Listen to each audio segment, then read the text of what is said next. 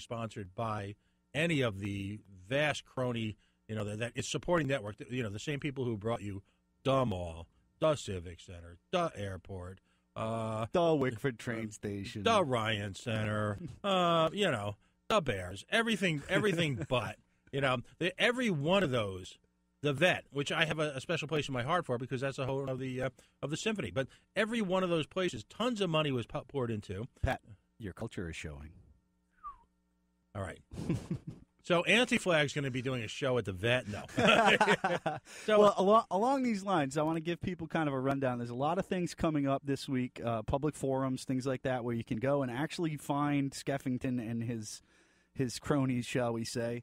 May I jump in for a second? Sure. Any pictures of Big Jim Skeffington will be published with full attribution. In fact, I think this week we'll work on a little prize, maybe a little gift card to something, for the person who gets that kookiest, the craziest, who actually captures the essence of that wild man, that party animal, all right? Big Jim. And by the way, if anybody can get me his fraternity nickname, there's absolutely a prize. But that party animal, Jim Skeffington, the guy who brought you all these other efforts. I mean, wouldn't it be great if his frat nickname was Skeffonomics? Well, how about a picture of him in a mosh pit? Anybody gets me a picture of Jim Skeffington in a mosh pit or involved in any pursuit of any nihilist style of rock, rap, or reggae, all right, there's extra bonus points. So, and we will put it up on our website, coalitionradio.us, with full attribution. So coming up this week, Wednesday, May 13th from 10 to 11 a.m., again, not a convenient time for most folks, I will be at this, is Dr. Victor Matheson, sports economist from College of the Holy Cross at the Blackstone Valley Visitor Center, 175 Main Street in Pawtucket.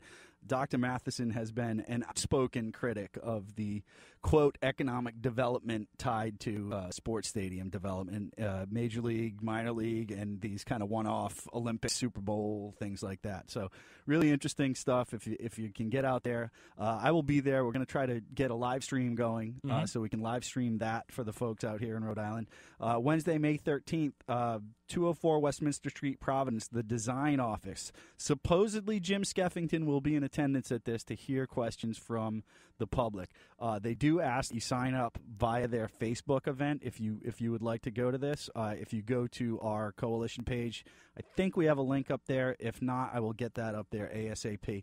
Thursday, May 14th, 5:30 to 7:30 p.m., Mount Hope Neighborhood Association, 199 Camp Street. Again, Skeffington is supposed to be in the house for this event, and I think he's actually catering the event, so you can go down there and at least get a few bucks worth of food out of him before he rakes us all over the coals. If you tell me bacon wrapped scallops, I might actually be nice. Well, hey, it might be bacon wrapped scallops stuffed in lobster claws if he really wants to bribe us all. Do you think pigs in a blanket is an appropriate metaphor? I think that is.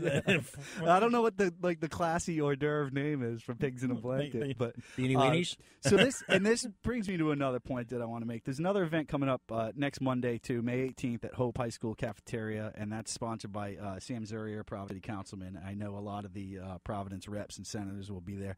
But earlier this week, Mattiello, Paulie Walnuts, Achtung! Actually had the nerve to say at a press event that these public-private partnerships are just the way that these projects get done, and that the people who want to spend zero tax dollars on this, he said that is the risk to the bottom, and we're not going to do that. And I'm telling you right now, folks,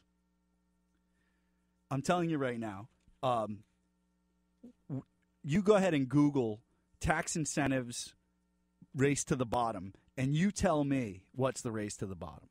Giving away the tax incentives or not away the tax incentives, because the preponderance of evidence says that these tax incentives are the race to the bottom, because even at a 0% tax rate, what's to stop us from giving away money, which is basically what Skeffington is asking us to do right now. Again? We've gone below the bottom of the barrel at that point. By the way, points to you. You played the preponderance card well, I did. Thank you. There you go. Ding, ding, ding. Score one for we got to get a sound effect now that we're on a real I'm sorry, much bigger market, upscale radio station.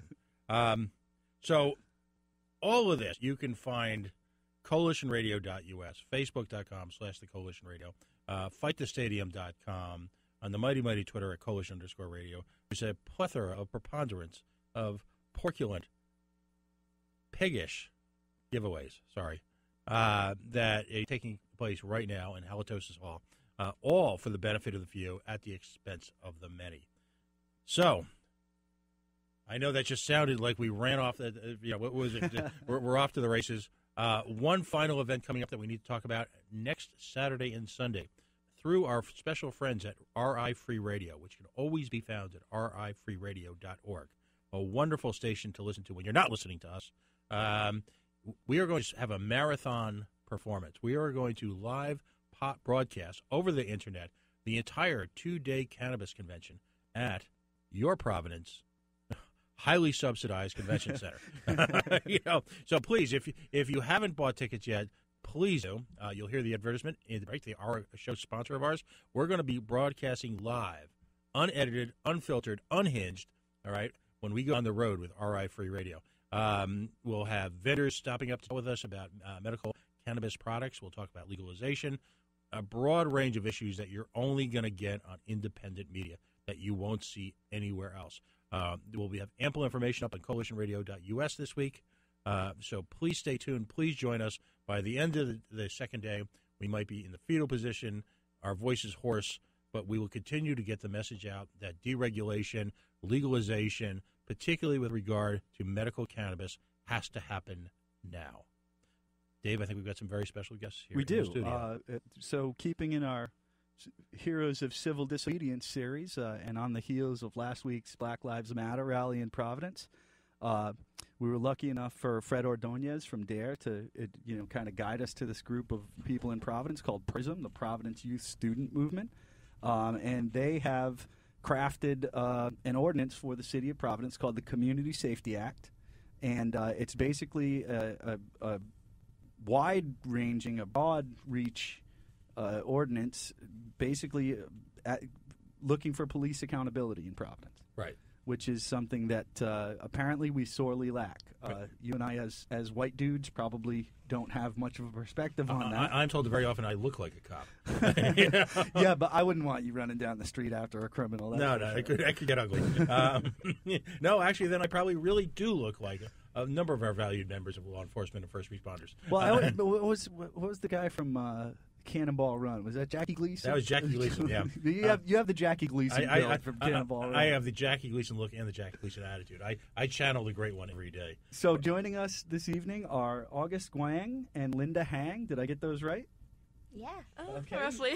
Was I close enough? Okay. Come up close to the mic. Feel free to join in. So, what we want to know, what do you guys do at PRISM, and really what led you to this Community Safety Act? And we'll get into a couple of the more specific points about the Community Safety Act. Yeah, but in the run up, we've got about 7 or 8 minutes before the break. Tell us about yourselves and how you became involved in the organization. Okay. Okay, I'll go first, I guess. Hi, I'm August, and I coordinate something called the QT Thursdays, which is Queer and Trans Thursdays at PRISM. It's a space for youth of color to sort of build community, challenge mainstream LGBTQ narratives, and, just just hang out. And I guess I got involved with PRISM through... So I moved to Providence in 2012, and I guess I was just looking for a radical community in Providence, and I got introduced to PRISM through a mutual friend, and they were awesome, and I just stuck around. Yeah, my name's Linda, and I was also introduced to PRISM by a mutual friend, and I heard awesome things about PRISM, so that's why I decided to join and become a youth organizer there. How long have you lived in the community? I've actually lived here, I was born here. Okay, great. So, long enough to understand. Yeah. Okay. So, if you haven't been keeping up on this, folks, this Community Safety Act, again, it's an ordinance that's going to be coming before the Providence City Council. We hope you guys have sponsors on the council for this at this point. Yes. Can we name names, or is it too early to do that? I think it might be a little too early to do that, okay. But we have, I think, 6 sponsors right now. Well, that's almost half the council. Yeah. So that's pretty good. You're well on your way to getting this thing passed for sure. So let's. I'm just going to run through these kind of bullet points that Fred sent me, and then we can talk about why these things are important, especially for the youth in Providence. Prohibition on racial profiling and other forms of profiling. Police cannot use race, ethnicity, color, national origin, language, gender identity, sexual orientation, political affiliation, religion, physical or mental disability, or serious medical condition as a reason to suspect someone of a crime. I'm assuming that a lot of these things came up because you kind of got together as youth and you were being affected by these things with the Providence Police. Yeah, definitely. For example, if August has a tattoo on the arm, that's August PGP. Their Preferred gender Yeah. pronouns. Yeah. Okay. So it would give an excuse for a cop to like come up to August and say, hey, like you're part of a gang because you have a tattoo or something, you know? Mm-hmm. And just maybe jump in, what are the practical day-to-day implications of being associated fairly or unfairly with a gang? I mean, what happens in South Providence or the West End if you're, all of a sudden you make that gang list? I mean, so there's something, I guess, like we call them the jump out boys, right? And so like you'll just be like walking along or whatever, and like, and these cars will just come up, and like people just like they jump, like these guys just jump out of the cars, and like they've like restrained people, they've like questioned people like about they've like searched people's like backpacks and stuff, and like they don't have a right to do any of that, right? Like they don't ask consent or anything. That's why like they're known as like jump out boys, because they just jump out and they get you like. And this is the Providence Police who will just show up. This is the gang unit, yeah. Yeah, Right. and I mean, you guys are just like hanging out on the street being kids, the same way that Pat and I did when we were kids. You like walk down the street with your homies, like that's it, right? So I mean, and tattoos are pretty prevalent. I mean, it's funny because we've got a couple different generations reflected here. We didn't do tattoos. We had long hair and really, really questionable fashion judgment. I just have bad knees from skateboarding. That's all. hey, let's just say leisure suits were part of the what my generation gave to America. So okay, so you're, I mean, at the risk of getting too emotional, I mean, what is that? How does that feel for you or your friends if you're being pulled over or being stopped on the street merely because of a cosmetic affectation? I mean, there's nothing. You're not engaging in any behavior that caused police intervention, correct? Yeah. It's scary. If a police approaches you, it's like you don't know what to do. You don't know how to respond because, like, people don't like go to workshops or, like, they don't know, like, their rights, or they don't know what to do if they are approached by police. Like, there are different measures to, like, what can happen. Mm-hmm. And also, like, if you do get put into a gang list, it's not just affecting you, but it's also affecting your friends and family because they can also use that as to find other people to put in the gang list. So if you have a friend, they think that friend is also part of the gang list. Right, your friend becomes a quote Yeah. known associate of a gang member, which is painting with really, really broad strokes. Yeah. One of the things that really jumped out at me in this bullet list was the searches, privacy for youth and immigrants. You're asking that the police not ask youth for proof of identification but on their name and address, and not to photograph juveniles unless it's part of the booking process. Mm-hmm. Is this something that is happening out on the streets of Providence where, a beat cop is hassling you and like whips out his cell phone and snaps a picture of you on the side of the street to create some type of personal database, I guess? Yeah, and also just to clarify, I'm actually not not a youth, but yeah, I mean, to us, you're still a youth. Okay, but yeah, there's definitely, I know people who have been like they're just walking along and you see them, right? Like they just have they use their personal phones actually like to like just take pictures and stuff, yeah, and like they take like pictures at like the like protest last week too. There was like people like filming us as like we walk through and stuff. So,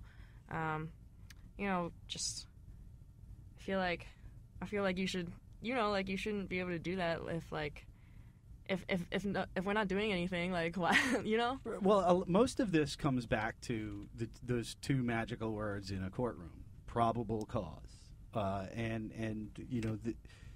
when I read through this bullet-pointed list, the thing that jumped out at me is these are not unreasonable requests, and I'm surprised that these aren't policy within the Providence Police Department as it stands. So, I mean, you guys are expecting some kind of pushback from law enforcement on this, yeah?